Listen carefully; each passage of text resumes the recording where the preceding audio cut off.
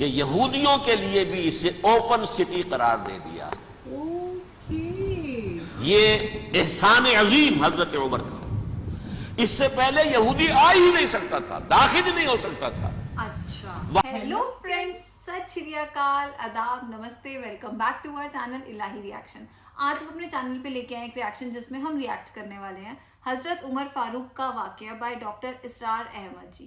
تو ابھی تک ہم نے ڈاکٹر اسرار احمد جی کی بہت ساری ویڈیوز دیکھی ہیں، اور ابھی جو ریسنٹ ایک ویڈیو دیکھی تھی پریڈکشن آف ورلڈ وار 3، وہ ویڈیو سچ میں مجھے بہت اچھی لگی تھی، کیونکہ اس کے اندر انہوں نے جو لاجکس یوز کیے تھے، مطلب مجھے ایسا لگا کہ شاید وہ ویڈیو کافی ٹائم پہلے کی تھی اور وہ ٹائم آج کل ایسا چل رہا تھا. تو مجھے ایسا لگا کہ ان کو یہ کتنی ساری چیزیں پہلے سے پتا ہیں. اگر آپ نے ہمارا ریاکشن اب تک اس پہ نہیں دیکھا تو آپ جا کے دیکھ سکتے ہیں، وہ ویڈیو میں بہت اچھی لگی تھی. اور آج ہم یہ دیکھنے والے ہیں حضرت عمر فاروق کا واقعہ. تو پہلے یہ ویڈیو دیکھتے ہیں، پھر اس کے بارے میں بات کریں گے. بالکل. اس ڈاکٹر اسرار احمد جی کے بیان ہم نے ابھی تک جتنے بھی سنے ہیں سب میرے بہت زیادہ پرسنل فیوریٹ ہے، کیونکہ یہ اتنی اچھی باتیں بتاتے ہیں. اور سب سے بڑی بات یہ ہے کہ ان کی جو نالج ہے وہ بہت زیادہ ایکسپیرینسڈ ہے، بہت زیادہ پالشڈ بیان ہوتے ہیں. کیونکہ میں آج کل ہم جن کی بھی بیان کی ویڈیو کرتے ہیں وہ سب اپنے بیان میں ڈاکٹر اسرار احمد جی کو ضرور یاد کرتے ہیں کہ یہ بہت بڑے لیجنڈ ہیں اسلام دھرم کے. تو ہم بھی ایسا مانتے ہیں کہ جب ہم ان کے بیان سنتے ہیں تو ہمیں بہت زیادہ لاجیکل، بہت انٹیلیکچوئل اور بہت ایکسپیرینس کے ساتھ یہ بات کرتے ہیں. تو ہم نے ان کی جو ویڈیو کی تھی جن میں انہوں نے ورلڈ وار 3 کا پریڈکشن بتایا تھا، تو وہ باتیں اتنی زیادہ مجھے صحیح لگی، کیونکہ آج کے ٹائم پہ یہ سب کچھ ہو رہا ہے اور انہوں نے کتنے ٹائم پہلے ایسا پریڈکٹ کیا تھا. تو یہ بالکل باتیں صحیح ہیں. اور ان کی کچھ 2-3 اور باتیں ہیں جو کہ انہوں نے انڈیا کے بارے میں بھی بتائی ہیں یا باقی دیشوں کے بارے میں بتائی، وہ کافی ایکیوریٹ ہے. 100% وہ باتیں سچ نکلی ہیں. تو کافی زیادہ انٹیلیکچوئل باتیں ہوتی ہیں ان کی. تو چلیے آج کی اس ویڈیو میں دیکھتے ہیں کہ کیا خاص ہونے والا ہے. تو بنا کسی دیری کے شروع کرتے ہیں آج کی اس ویڈیو کو. حضرت عمر رضی اللہ تعالیٰ عنہ قائد خلافت ہے. بیت المقدس کا محاصرہ کیا گیا. فصیل بڑی اونچی، شہر اندر سے سیلف سفیشنٹ، حملے کا راستہ کوئی نہیں. محاصرہ طول کھینچ رہا ہے لیکن ان کے پاس رسد بھی موجود ہے، پانی بھی موجود ہے. وہ دروازے بند کر کے بیٹھے ہوئے.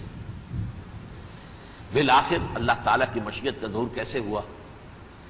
ان کے کچھ علماء آئے فصیل پر، کہا دیکھو مسلمانوں، تم قیامت تک بھی یہاں پڑے رہو گے محاصرہ کر کے، ہمارا یہ شہر فتح نہیں ہوگا. ہاں، ایک درویش بادشاہ کے ہاتھوں یہ شہر فتح ہونا ہے، لیکن تمہارے اندر ہمیں وہ نظر نہیں آ رہا. ابو عبیدہ بن الجراح رضی اللہ تعالی عنہ امین هذه الامہ، ان کا فوراً ذہن گیا وہ درویش بادشاہ مدینے میں بیٹھا ہوا ہے عمر رضی اللہ تعالی. اب ایک اور عمر بھی ہے جو قندھار میں بیٹھا ہے. نقشہ وہی ہے، سادگی کی حد تک نقشہ وہی، بالکل وہی، اپنی آنکھوں سے دیکھا ہے وہی سادگی. عمر اول، عمر ثانی تھے عمر بن عبدالعزیز. اب ایک اللہ کے فضل سے اللہ تعالیٰ ایدہ اللہ بنصرتہ، اللہ تعالیٰ ان کی نصرت فرمائے، دشمنوں کو ان کے مقابلے میں نیست و نابود کرے. انہوں نے ریکویسٹ بھیج دی کہ حضور تشریف لائیے، یہ شہر فتح ہو جائے گا. وہ ہے سفر تاریخی، اتنا طویل سفر، تقریباً 700 میل، ایک اونٹ، ایک خادم، ایک منزل پہ امیر المومنین اوپر بیٹھے، خادم آگے چل رہا ہے، اگلی منزل پہ خادم اوپر بیٹھا ہے، امیر المومنین آگے جا رہے ہیں. اور جب پہنچے ہیں تو وہ باری تھی خادم کی. انہوں نے ہاتھ جوڑ دیے، حضور خدا کے لیے تم کیا کہیں گے لوگ، وہ میرا برا حال کر دیں گے، تمہیں شرم نہیں آئی؟ امیر المومنین پیدل آگے چل رہے ہیں نکیل پکڑ کر، اور تم بیٹھے ہو اوپر براجمان ہو. حضرت عمر فرمایا الدور دورک، نہیں، باری تمہاری ہے، بیٹھ. اس حال میں پہنچے. اور پھر یہ کہ ابو عبیدہ بن الجراح آئے ہیں، استقبال کیا ہے تو دیکھا ہے اس حال میں چلے آ رہے ہیں. عمر نکیل پکڑے ہوئے چلے آ رہے ہیں، اور کہتے ہیں کہ کہیں کیچڑ ویچڑ تھا، جوتے خراب ہو گئے تھے، وہ بھی اتار کے ہاتھ میں پکڑے ہوئے، کپڑے تو تھے ہی پھٹے ہوئے. انہوں نے کہا بھی حضرت ابو عبیدہ نے، دیکھیے یہ بڑا متمدن ملک ہے، بڑا مہذب علاقہ ہے، یہ آپ ذرا حلیہ اپنا درست فرما لیں تب جا کے پیش ہم آپ کو کریں گے. آپ نے فرمایا نحن قوم اعزنا اللہ بالاسلام، ہم وہ قوم ہیں جنہیں اللہ نے عزت دی ہے اسلام کے ذریعے سے، کپڑوں کے ذریعے سے نہیں، دولت کے ذریعے سے. اسی حال میں گئے ہیں. اوپر سے انہوں نے کھڑے ہو کر نشانیاں دیکھی ہیں, اپنی کتابیں کھولی, ہاں یہ وہی ہے. اچھا لو جی سرنڈر, شہر تمہارے ہاتھ میں. خون کا ایک قطرہ نہیں بہا اور بیت المقدس فتح ہو گیا. بہت بڑی بات. لیکن اس وقت صحیح بات. حضرت عمر نے ایک نرمی یہ کی کہ یہودیوں کے لیے بھی اسے اوپن سٹی قرار دے دیا. یہ احسان عظیم حضرت عمر کا. اس سے پہلے یہودی آ ہی نہیں سکتا تھا, داخل ہی نہیں ہو سکتا تھا, اچھا. وہاں وہ آ کر وزٹ نہیں کر سکتا تھا, زیارت نہیں کر سکتا تھا اپنے مقدس مقامات کی. حضرت عمر نے یوں سمجھیے کہ تقریباً 550 برس کے بعد ان کے لیے راستہ کھولا ہے کہ ہاں تم آ سکتے ہو, زیارت کر سکتے ہو. لیکن یہ عیسائیوں نے لکھوایا معاہدے کے اندر, انہیں یہاں آپ آباد ہونے کی اجازت نہیں دیں گے, لیکن کم وزٹ دی پلیسز, دیکھیں زیارتیں کریں اور جائیں. وضو کرنے کے لیے وہ آ سکتے ہیں. یہ معاہدہ حضرت عمر کا ہے رضی اللہ تعالیٰ, جو پھر خلافت راشدہ کے بعد بنو امیہ نے بھی اس کو آرڈر کیا, بنو عباس نے کیا. پھر جو ہمارے یہ ترکوں میں اندر خلافت آئی تو ترک خلفاء نے بھی اس معاہدے کی پوری پابندی کی. فلسطین میں آ سکتے ہیں یہودی, صرف زائرین کی حیثیت سے, وہاں آباد نہیں ہو سکتے. اب آئیے اگلا دور آیا حضرت عثمان کا دور خلافت. یہ ہے وہ وقت کہ اب یہود نے امت مسلمہ کی پیٹھ میں چھڑا گھونپا. وہ کیسے؟ ایک یہودی عبداللہ ابن سبا اسلام کا لبادہ اوڑھ کر آ گیا, معاشرے کا جائزہ لے لیا. ان میں بنو ہاشم اور بنو امیہ میں جو پرانی کشاکش تھی اس کے کچھ نہ کچھ جراثیم باقی ہیں. اگر ان کو ذرا بھڑکا دے تو مسلمانوں میں انتشار پیدا ہو جائے. کہا یہ عثمان کون ہے؟ یہ تو بنو امیہ میں سے ہے, یہ حق تو بنو ہاشم کا ہے, خلافت ان کے پاس ہونی چاہیے, محمد کے تو رشتہ دار وہ ہے صلی اللہ علیہ وسلم. عوام الناس کے اندر بات پھیلنی شروع ہوئی.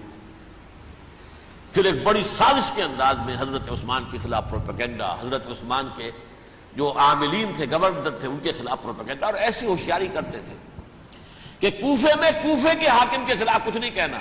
اجی مصر میں یہ ہو رہا ہے, اجی شام میں یہ ہو رہا ہے, اجی یہ جو عثمان ہے وہ یہ کر رہا ہے, یہ ظلم ہو رہا ہے, یہ لوٹ مار ہو رہی ہے, یہ خیانتیں ہو رہی ہیں. اب نہ تو اس زمانے میں مینز آف کمیونیکیشن, کیسے تصدیق کریں؟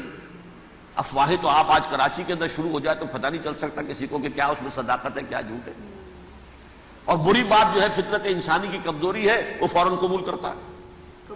کسی کے بارے میں اچھی بات ماننے کو تیار نہیں ہوتا, لیکن بری بات تو فوراً تیار. بہرحال یہ فتنہ انہوں نے اٹھایا, حضرت علی کی الوہیت کا فتنہ اٹھایا, حضرت عثمان کے خلاف الفتنۃ الکبریٰ برپا کیا. حضرت عثمان شہید ہوئے. اس کے بعد 5 برس تک مسلمان ایک دوسرے کی گردنیں کاٹتے رہے, باہمی خانہ جنگی ہوئی. امت کو وہ زخم لگایا ہے جو آج تک جس سے خون رس رہا ہے. یہ شیعان عثمان اور شیعان علی تھے, جو بعد میں پھر سنی اور شیعہ ہو, اور آج تک فتنہ کس نے جگایا؟ ایک عبداللہ ابن سبا یہودی اور اس کے کارندے, شیطان کا ایجنٹ, اور انسانوں میں سے بھی اس کے جو بھی حواریین تھے اور شیطانوں کے اندر سے بھی تھے, انہوں نے بھی اس آگ کو بھڑکایا. یہ آپ سوچ لیجئے کہ یہ کس نے وہ زخم لگایا؟ یہودی. اگلا دور آیا, خلافت راشدہ ختم ہوئی, بنو امیہ کا بھی دور کافی گزر گیا. طارق ابن زیاد 712 عیسوی میں حملہ کرتے ہیں اسپین پر.